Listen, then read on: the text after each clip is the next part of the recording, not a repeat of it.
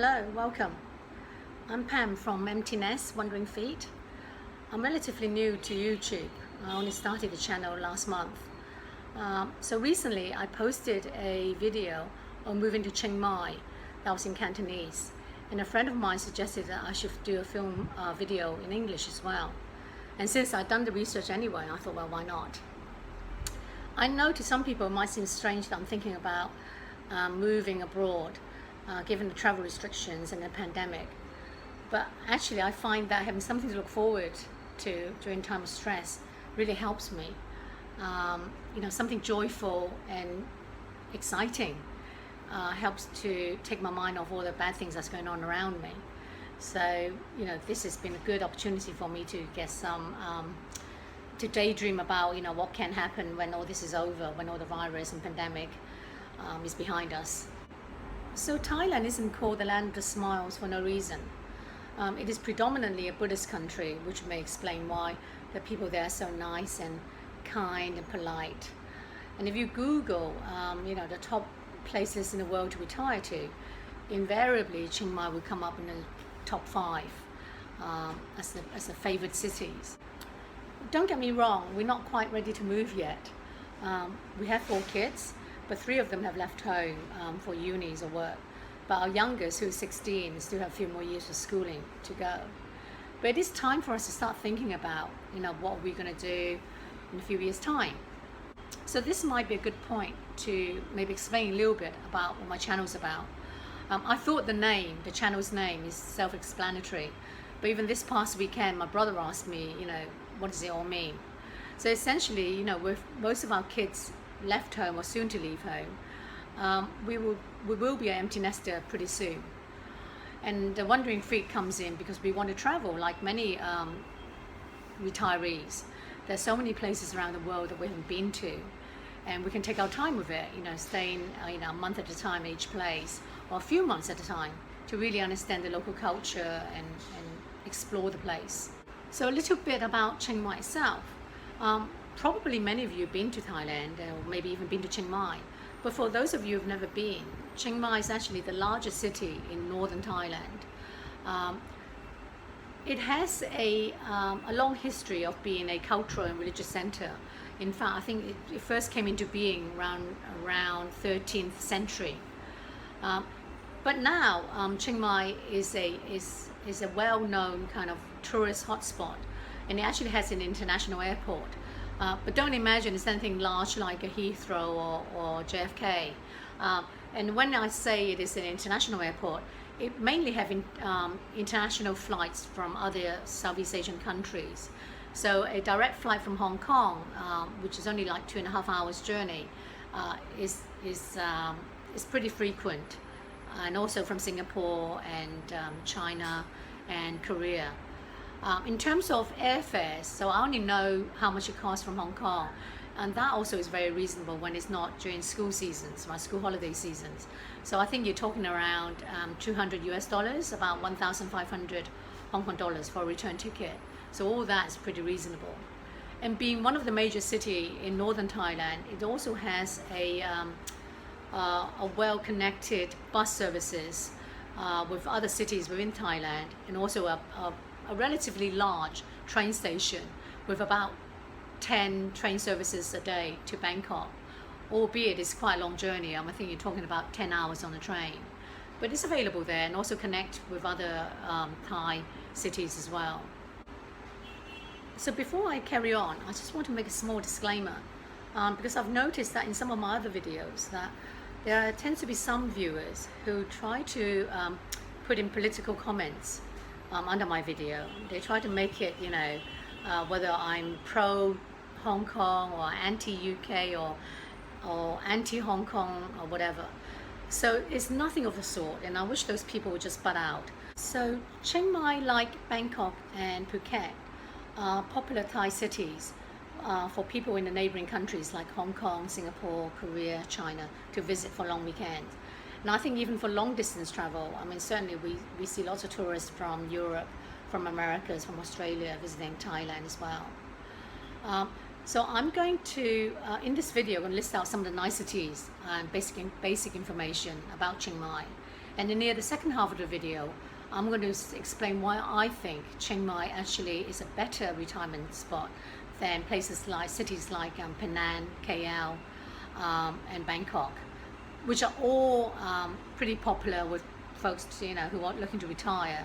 But I actually prefer Chiang Mai, and I'll explain why. So a little bit about the weather next. So Thailand overall is pretty hot, but Chiang Mai being up north, further up north, it does have a sort of cooler season. So it actually has 3 seasons.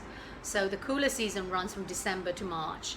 Then comes the hot season, when it does get really hot and dry, relatively dry. And then comes the rainy season. But don't let the rainy season put you off, because like many of the tropical countries, right? Most days actually start off sunny and dry. And you might get a heavy rain session late in the afternoon. If that's the case, right, you just pop into a cafe to chill a little bit, or maybe taking a massage or a yoga session. So it's not a big deal when I say, during the rainy season for a visit, it's actually doable. So Chiang Mai Old City is relatively small, only about 1.5 kilometers square. So it's very easy to walk around, very accessible. To the north of the Old City, that's where the modern second center for Chiang Mai is. And it's really a long street called Nimahamin, I think. My pronunciation is terrible. So Niman for short. So that's where you find a lot of the super luxurious condo and the trendy restaurants and wine bar and coffee bar. And you can find any cuisine, that you fancy. So they have, Mexican, Middle Eastern, French, Italian, and that really reflect the international aspect of the city, because it's just so popular with people from all over the world. In terms of local transportation, cars is still the main thing, although motorbikes is also very popular with the locals. But most people drive. And if you don't drive, trying to grab, they have a Uber equivalent, which is called Grab. And you can, download the app and call up a car service anytime. And that's pretty efficient and very cheap as well. I think within the town center, the city center itself, there's also public bus network as well. But that coverage isn't very big, it isn't very huge. So actual downtown Chiang Mai is relatively small, but Chiang Mai in all its encompassing area is actually really big. I think I read that it's like 80 kilometer. So that is sizable. So Chiang Mai is inland. It's not unlike Phuket. It doesn't have sea. So if you're looking for sea and beaches, Chiang Mai is not for you. But instead of the surrounded by beaches, it is surrounded by mountains and forests and greeneries. So it's very beautiful in that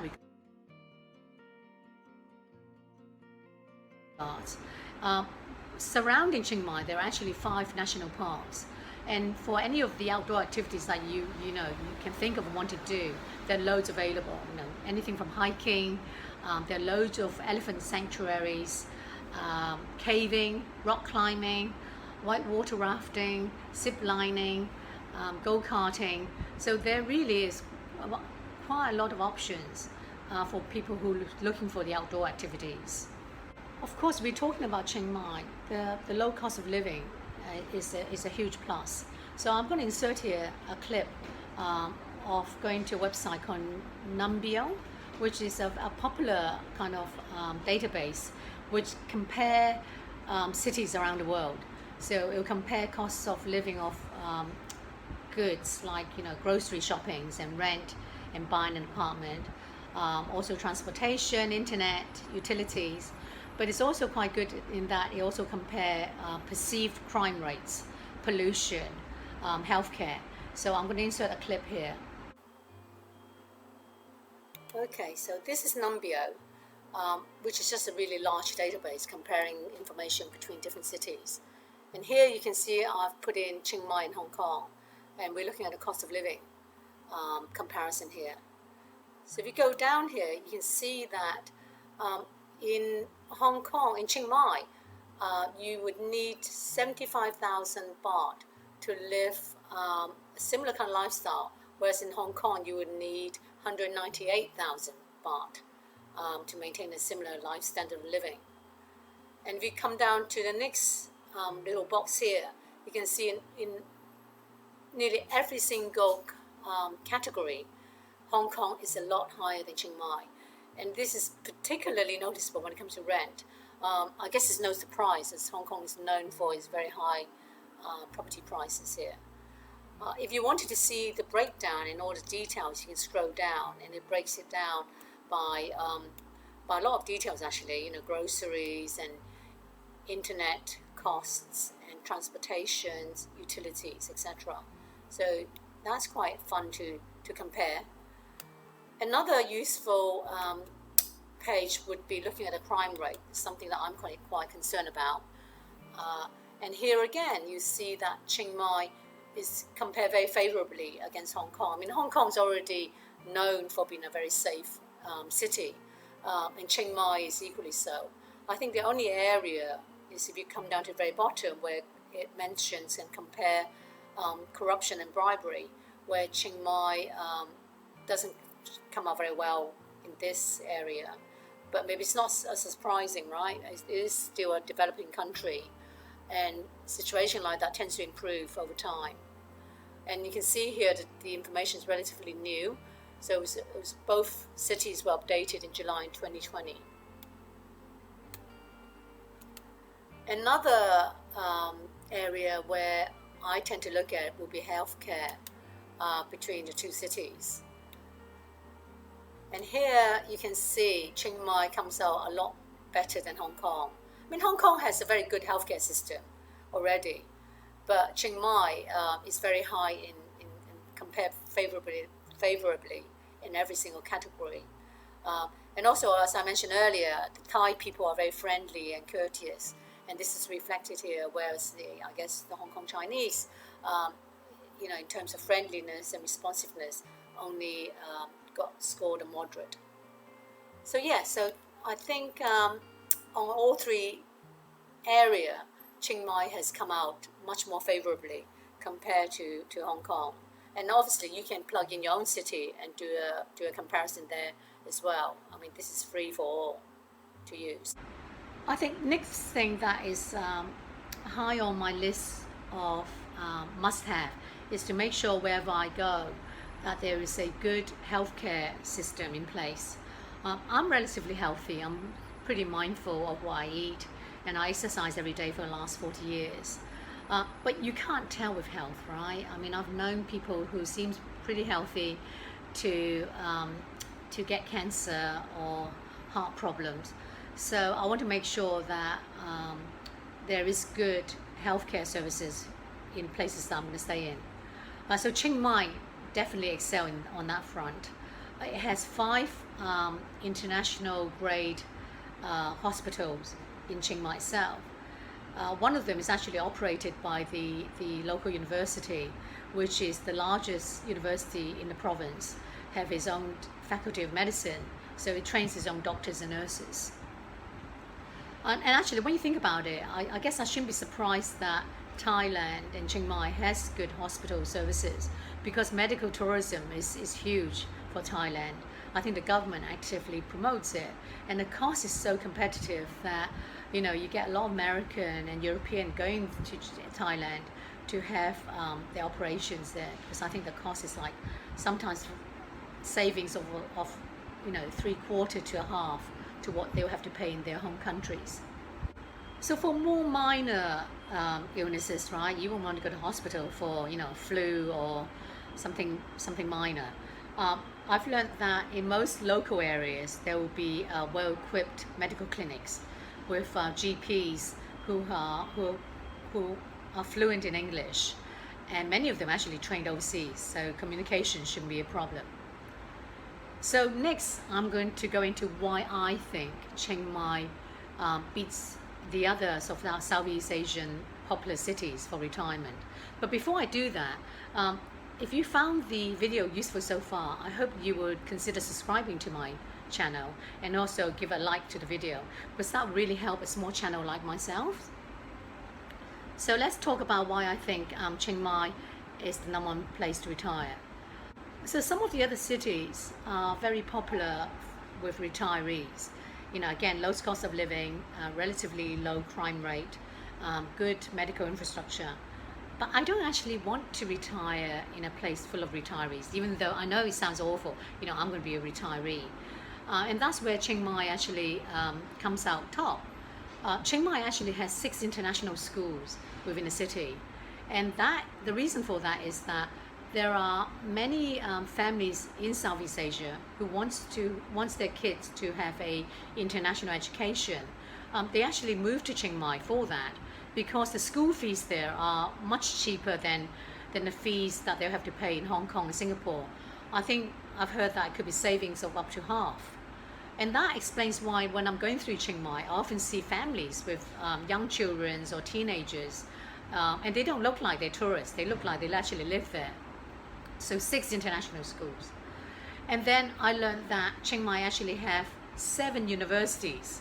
I think there are 4 public universities and 3 private ones. So a bit like US, they have private universities as well, right? But of the 4 public universities, Chiang Mai University is the largest and has one of the longer history. And that is very comprehensive. It has, medical, law, economics, architecture. And I also learned that they actually have an international side intake of students. So for many subjects, they actually can teach in English, and they are actively recruiting non-Thai students.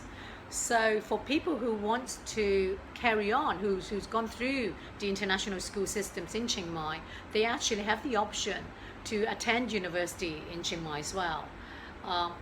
And the school fees, again, is very, very attractive, the university fees. I've read that, for instance, nursing is something that I was looking at for our daughter. For one semester, it comes to equivalent of 10,000 Hong Kong dollars. So every year, there are 2 semesters, and for the nursing degree, it's 4 years. So we're talking about 8 semester. So we're talking about 80,000 Hong Kong dollars for the whole degree, roughly, right? And that translates to, in terms of pounds, it's like 8,000 pounds. So again, that's very, very attractive. And because it is deliberately targeting international students, so you can be sure that you're actually studying with other students from all over the world. And so that, to me, is also a big plus. So far you look at it, right? So tourism is big, but tourism not just in the rowdy side of it, the nightclubs and the bars. So there's a huge wellness side, and retreats and meditation centers in Chiang Mai. There are international schools and lots of universities. So there's all that infrastructure for that as well, families and teachers. And also Chiang Mai is very, very popular for a whole group of people, we'd call them digital nomads. So this has become more and more popular, where people are actually earning their living online, and they're not tied to any corporations, or they're not tied to any countries. They can work anywhere so long there's efficient and fast internet services. And Chiang Mai is also a magnet for those type of people. So given the fact there are a huge mix of people living in Chiang Mai, it's very appealing to me, because even though we have our pension, we have our savings, but we're also living a lot longer. So I would imagine, if I'm living in Chiang Mai, that I would hope to carry on working, not maybe full time, but part-time work, casual work. So given the mix in Chiang Mai, I'm very hopeful that I will be able to find work on a casual basis anyway. So that's a huge plus for me. And then next is also regarding living accommodation. So there is a very well mature housing market. So if you want to be super luxurious living in villas, there are some very, very fancy villas there, right? So for people who have been living in tiny apartments in Hong Kong and maybe Singapore, so that may appeal, having gardens and swimming pool. But there are also lots of condominiums for sale and also for rent. So there's a huge mix of accommodations available, and in varying price brackets as well. So you can go cheap, economical, or you can be very, very fancy. So again, there's something for everyone. You know, I really think Chiang Mai is doable for many people. I've read that, and I can well believe it, right? That a couple can live very, very comfortably for about 1,000 US dollar per month, which is like, you know, 8,000 Hong Kong dollars a month. And I can totally see that. You know, you're not going to have a luxurious lifestyle, but it's certainly very comfortable, very doable.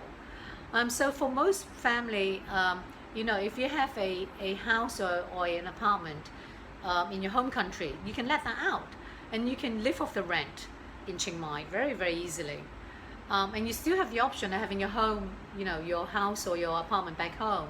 After a few years, if you decide, oh, you know, I've had enough, it's been very nice, but I want to go home now. So you have that option.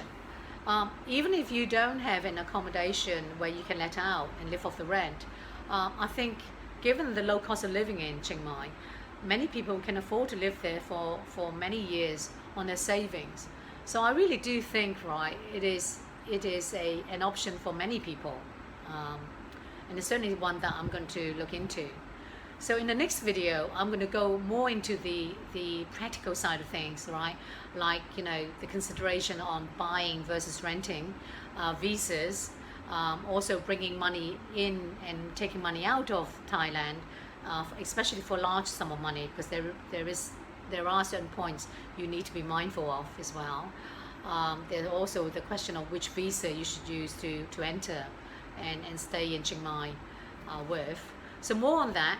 So again, if you find this video useful, please give it a like and share and subscribe. Thank you very much. See you next time. Bye-bye.